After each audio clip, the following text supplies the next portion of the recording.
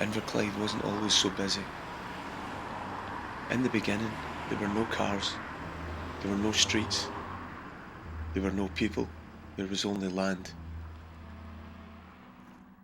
It all started with a church. In the late 12th century, the monks of Paisley Abbey were granted the penny land between the rivulets of Kip and Daff to cultivate and populate. By 1188, they had built the old kirk, and sure enough, people came from as far afield as Kilmacombe and Largs to worship at this place they come to know as Inner Kip.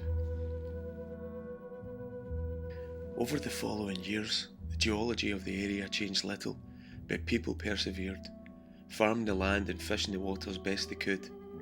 Their persistence was rewarded as both provided well for the families who chose to settle.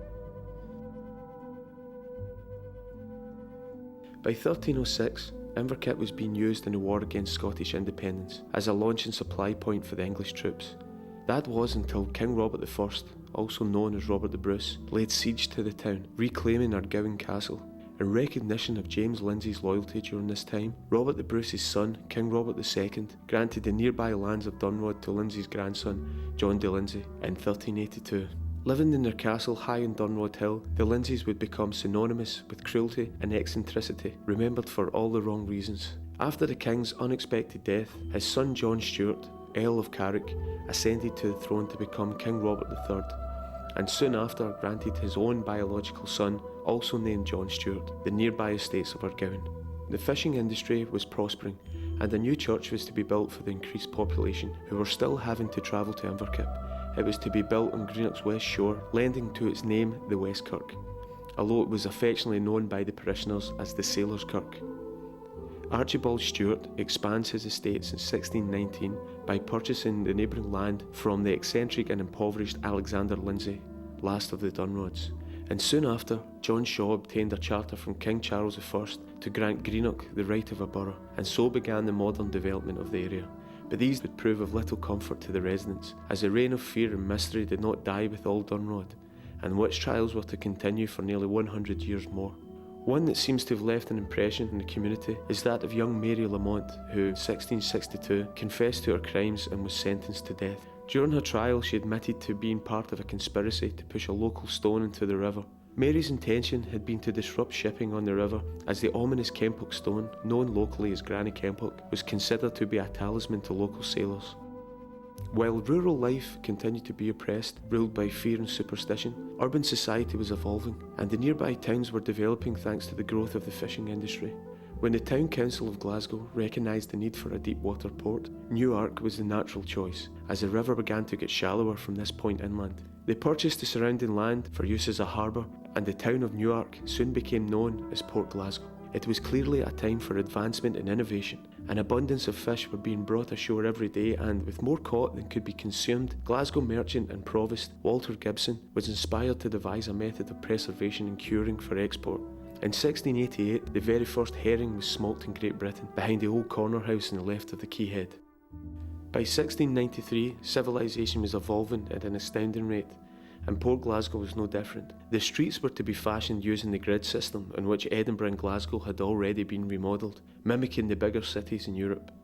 Gourock was soon to follow suit, a charter being obtained in 1694 to incorporate the lands of Gourock into a borough, with power to rear, build and enlarge. It wasn't long before the Board of Customs and Excise exerted a local presence, the harbour having been constructed for trade traffic in and out of Glasgow, and in 1707 an office was established in Greenock.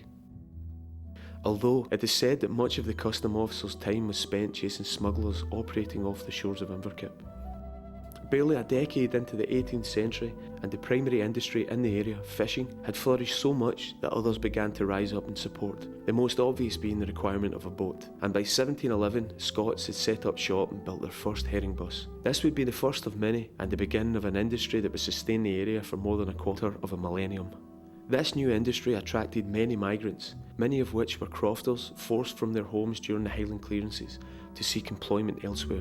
One such immigrant was Robert Campbell. Originally from Campbelltown, he obtained work in Scots shipyards as an apprentice carpenter. Robert would be better remembered as brother of Mary Campbell, also known as Highland Mary, the love of Robert Burns.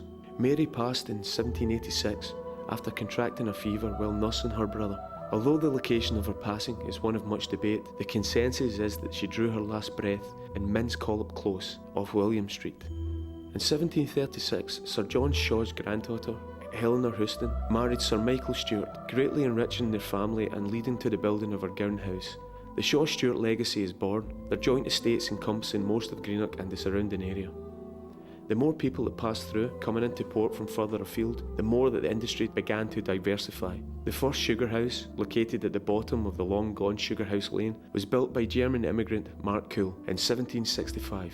Mark Cool developed sugar refining. Germans were described as being masters of sugar baking. As far as we know, it was pretty bad work, really difficult and quite dangerous. So essentially the sugar refineries were often mostly full of Germans and Irish workers as well. Born of necessity, the roadworks were set up in Gourock in 1777, filling the demands of both fishing and shipbuilding industries. The growing economy saw more money in the pockets of the workers, and many sought to protect their earnings or save for their family's future. The Greenock Banking Company was established on the 25th of July 1785 in a tenement on the north side of Hamilton Street. The bank later moved to the bank buildings on Lindsay's Lane. The extreme regularity of the bank's movements were apparently infamous, as it was the focus of a robbery by London thieves on the 9th of March 1828. 1817. With much of the population's drinking water being drawn from the now polluted Clyde, typhus and cholera epidemics were becoming more common, but improvements to living and working conditions were underway, not least of which was the supply of fresh water, both for consumption and to supply power to mills. In 1825, esteemed engineer Robert Thom undertook the task of building a reservoir that would do just this. By 1827, the aqueduct was opened, drawing water from a reservoir below Loch Tom and running towards the town, hugging the contours of the hill for 5 miles and collecting water from the numerous streams and balancing reservoirs along the way. It would feed a pair of continuous mill lathes from which companies such as the sugar refineries, ropeworks and mills for flour, paper and wool could rent individual falls to run their wheels. Each of these factories, built on 19 levels down the hillside, were guaranteed a water supply 12 hours per day, 310 days per year. Thanks to the aqueduct, the town now had fresh, clean drinking water for the first time, but the system's priorities remained to industry. Automation was the key to success, and more power. When the first gasworks was constructed in the Glebe in 1828, the possibilities seemed endless. By the time the second larger plant was erected in Inchgreen on the east of town in 1872, the mill wheels had already begun to be replaced by turbines. But the subsequent increase in production encouraged an increase in population, and poor sanitation encouraged epidemic.